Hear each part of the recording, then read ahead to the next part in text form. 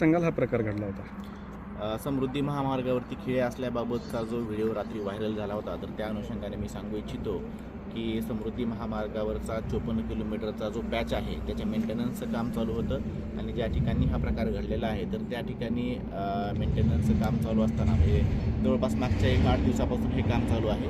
Lane number 1 वरती काम चालू आहे. लेन नंबर 2 आणि 3 ह्या सुरू होत्या.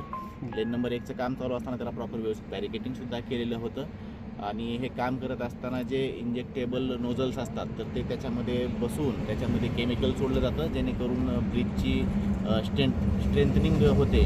ते काम चालू होतं आणि ते काल सकाळी लावलं होतं आणि म्हणजे आज सकाळी ते काढलं गेलेलं आहे. जवळपास 24 तासाची ही प्रोसिजर आहे. अशा प्रकारचे कुठलेही खेळ लावण्यात आलेले आहेत किंवा काही हे सगळी अशा प्रकार कुठलाही घडलेला नाही.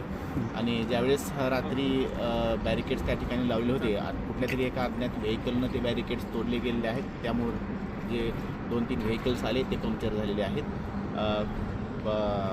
ज्यावेळेस घटना घडली त्यावेळेस HSPचे पोलीस आणि दौलताबाद पोलीस स्टेशनचे पोलीस तात्काळ घटनास्थळी या ठिकाणी पोहोचलेले आहेत. मी सर्व नागरिकांना आवाहन करू इच्छितो की कुठल्याही अफवांवरती विश्वास ठेवू नये. प्रशासन पूर्णरित्या दक्ष आहे.